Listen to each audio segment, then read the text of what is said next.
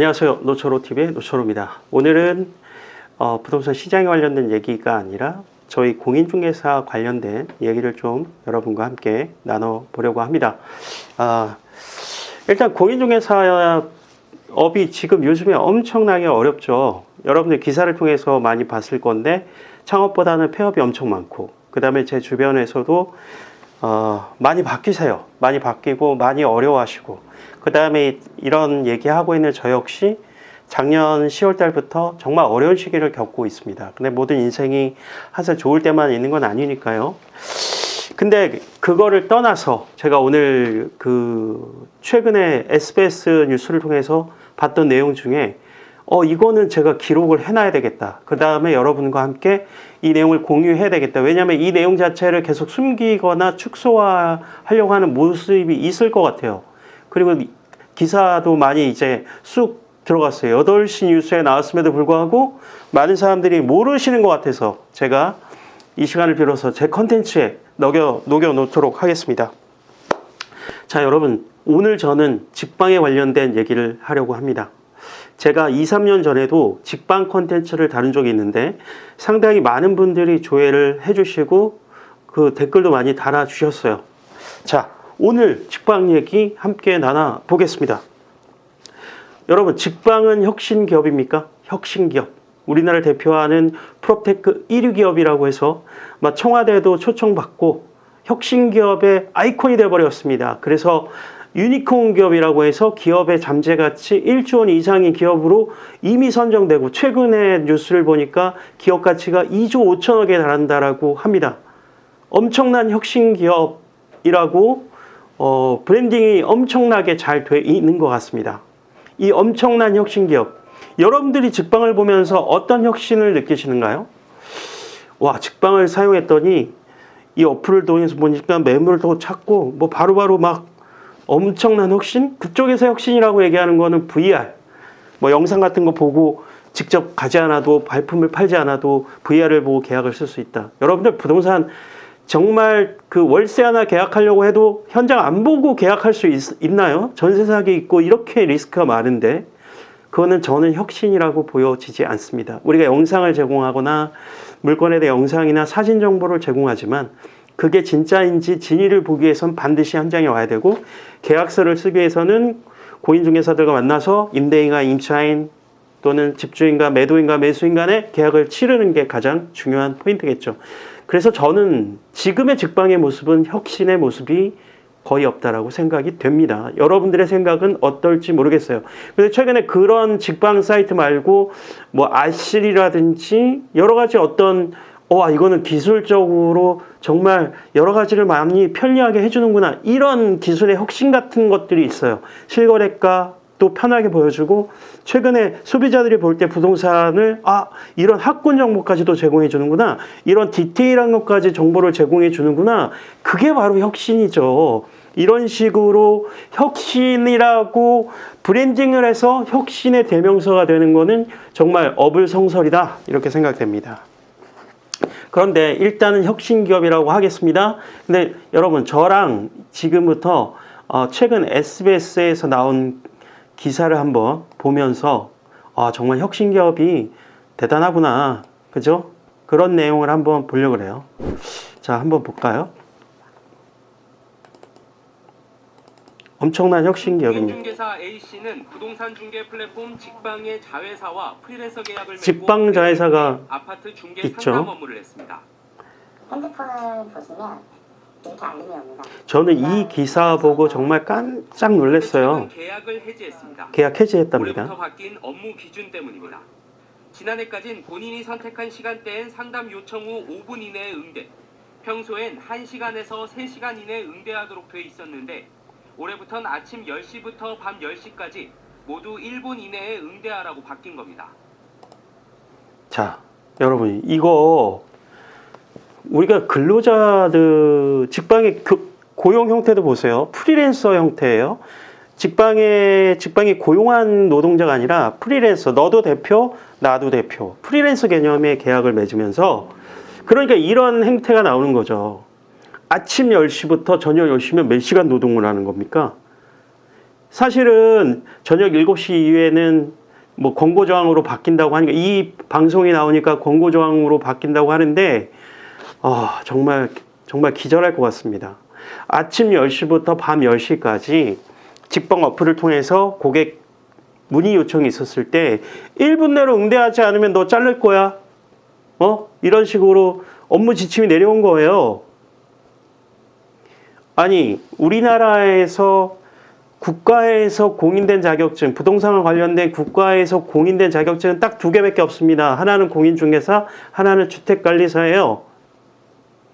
이렇게 국가에서 공인된 자격을 갖춘 자들을 뽑아서 소속 공인중개사로 채용을 해놓고 너희들 고객들이 뭐 문의했는데 뭐 톡 같은 거를 문의하겠죠. 1분 내로 응답 안 하면 너희 업무 너희 잘릴 수 있다. 이런 식으로 갑질을 하는 회사가 혁신기업입니까? 이런 식으로 갑질을 하는 플랫폼 노동자 취급을 해가면서 전문 자격사인 공인중개사들을 향해서 플랫폼 노동자로서의 이러한 최고의 갑질을 하는 회사가 바로 직방의 현실이라는 겁니다. 보세요. 응대하라고 바뀐 겁니다. 운전을 하거나 긴급 상황이 있을 수 있는데 항시 이것 때문에 대기를 하고 1분 이내 응대율이 1분은 화장실 가는데 어떻게 응대합니까? 80% 이상 유지되지 못하면 계약이 해지될 수 있다는 얘기에 그만둔 중개사가 20명가량입니다. 이틀 자, 이 얘기를 들으니까 20명이 즉시 그만뒀어. 이건 완전 인격 침해. 우리나라 혁신을 대표한다는 유니콘 기업 뭐 어마어마한 기술을 가지고 중개시장에 혁신을 일으켰다라고 과대 포장되어 있는 직방의 현실. 이게 바로 직방의 현실이라는 겁니다. 최고의 갑질. 자, 12시간을 일하면서 종처럼 부려먹고 너희 1분 내로 응대하지 않으면 불이익을 줄 것이다. 이렇게 업무 지침을 하는 회사가 바로 직방이라는 거예요. 직방의 진면목을 보셨습니까? 1분이면요. 우리가 급하게 뭐 화장실 간다든지 전화 못 받을 수 있어요. 그 다음에 더 중요한 거는 어떻게 7시가 넘었는데 저녁 10시까지 시간 규정을 두냐고요. 이런 거 있죠. 이러한 노동은 아니더라도 일반 직장에서 퇴근했는데 직장 상사가 퇴근하면서 너 내일까지 이거 해와. 이것 좀 부탁해. 그러면 그 사람이 퇴근 이후에 자기의 시간이 있는 겁니까? 야근해야죠. 또는 주말에 이거 어떻게 돼가고 있어. 이렇게 만약에 문자를 준다고 해봐요. 직장 상사가. 그러면 온전한 휴일이 되는 겁니까? 주말 내내 그 일을 해야 되는 게 맞죠?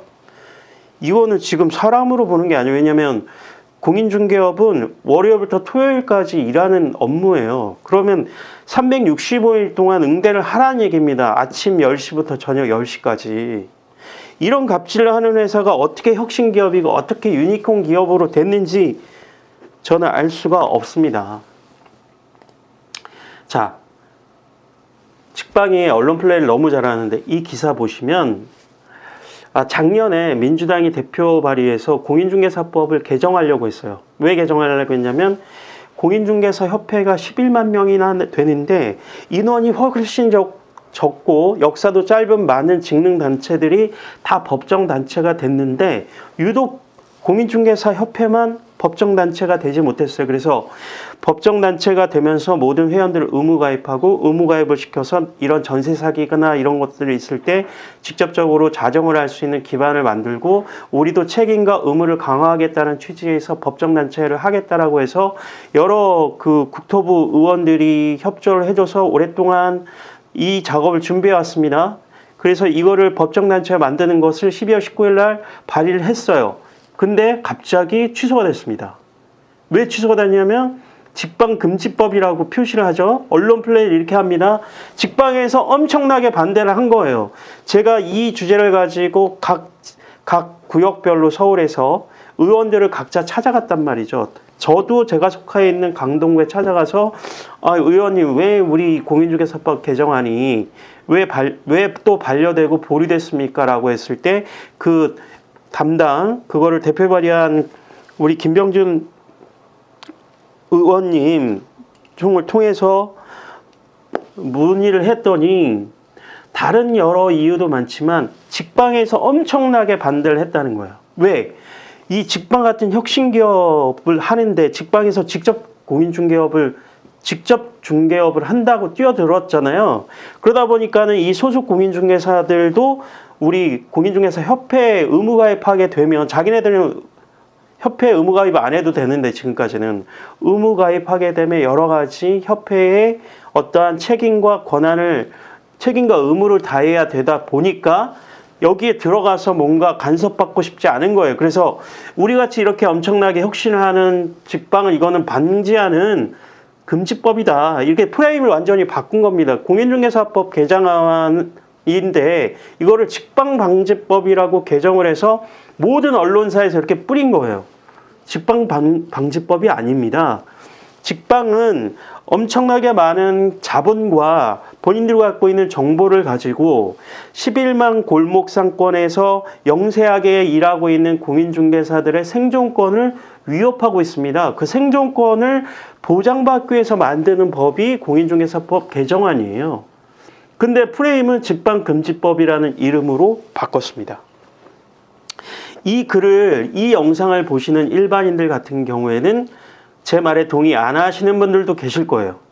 아니 뭐 직방이 잘하고 있고 공인중개사들 맨날 전세 사기에 연루돼가지고 고생 좀 해봐야 돼, 뭐 폐업해도 싸다, 이렇게 막 비난하시는 분들 많은 거 알아요.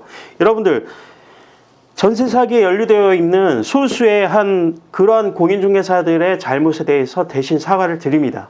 저희 모든 기관에, 특히 저희는 인원이 엄청나게 많아요. 공인중개사 자격을 취득하고 있는 사람 더 많고 현업을 하고 계신 분도 11만 명이 넘습니다. 거기서 일어나는 여러 가지 일탈을 막기 위해서라도 이 협회에 의무가입되면서 어떠한 책임을 다하지 않으면 뭔가 제재를 가할 수 있는 것을 하기 위해서 법정단체화를 만들어 달라고 주장한 거예요.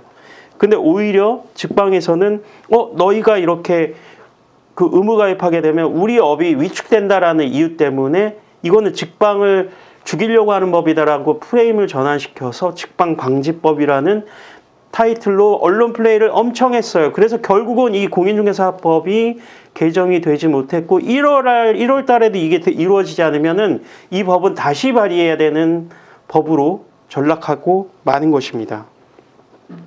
자, 이 자리를 빌어서 정말 간곡하게 말씀드립니다. 직방은 공인중개사 협회의 업무를 방해하거나 이 개업 공인중개사들에게 소속 공인중개사로 고용을 해서 상상할 수도 없는 이런 갑질의 행위를 더 이상 멈춰 주십시오.